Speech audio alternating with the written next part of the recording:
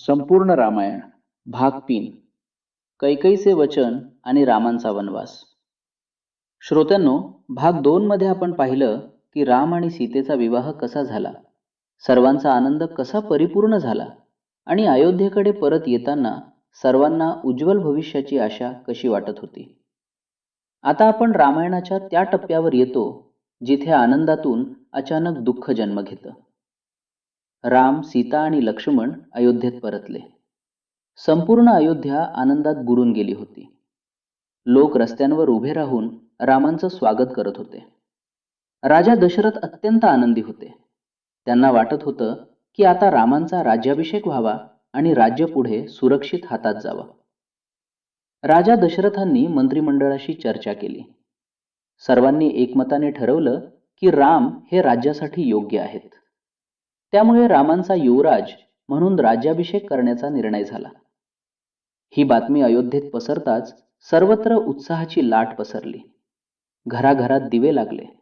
लोक गाणी म्हणू लागले. सीता आणि कौसल्ये यांचं मन आनंदाने भरून आलं. राम स्वतः मात्र फार उत्साही नव्हते. त्यांना वाटत होतं की राज्य ही जबाबदारी आहे, आनंदाची गोष्ट नाही. ते शांतपणे वडिलांची आज्ञा पाळायला तयार होते. या आनंदाच्या तयारीत एक व्यक्ती मात्र अस्वस्थ झाली. ती होती मंथरा. मंथरा ही राणी कैकईची दासी होती. तिला रामांचा राज्याभिषेक आवडत नव्हता. तिला वाटत होतं की यामुळे भरत मागे पडतील. मंथराने कैकईच्या मनात विष ओतायला सुरुवात केली. तिने कैकईला जुन्या आठवणी करून दिल्या. कैकईने एकदा देवयुद्धात राजा दशरथाचे प्राण वाचवले होते. त्यावेळी राजा दशरथांनी तिला 2 वर दिले होते. ते वर आजपर्यंत वापरले गेले नव्हते.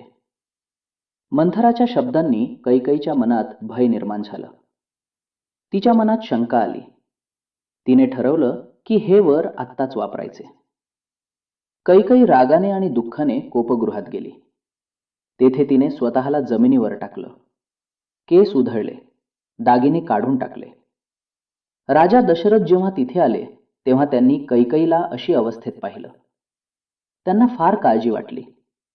कैकईने आधी काहीच बोललं नाही. तिने राजा दशरथांकडून वचन घेतलं की ते तिची मागणी पूर्ण करतील. राजा दशरथांनी अज्ञानात होकार दिला. त्यानंतर कैकईने 2 मागण्या मांडल्या. पहिली मागणी होती की रामांना 14 वर्षांचा वनवास दिला जावा. दुसरी मागणी होती की भरताला युवराज घोषित करण्यात यावं. हे ऐकून राजा दशरथ हादरले.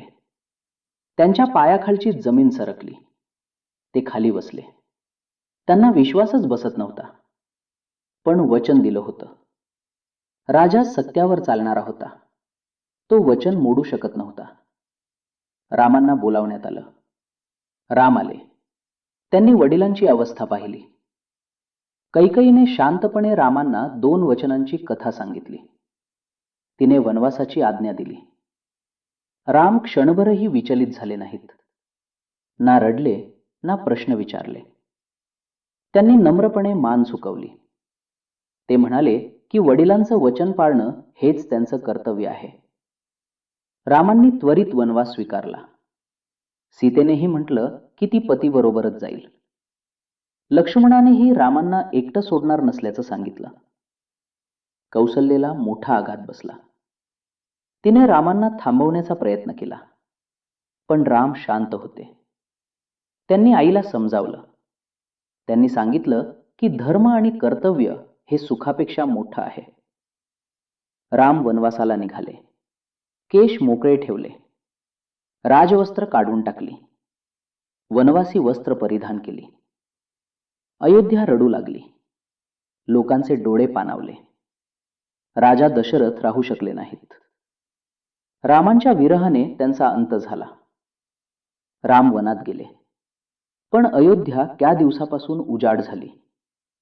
रामांनी सत्याचा मार्ग धरला. त्यांनी आपलं सर्वस्व सोडून कर्तव्य स्वीकारलं. याच ठिकाणी भाग 3 समाप्त होतो. पुढे आपल्याला रामायणातील वनवासाचा काळ पाहायला मिळणार आहे.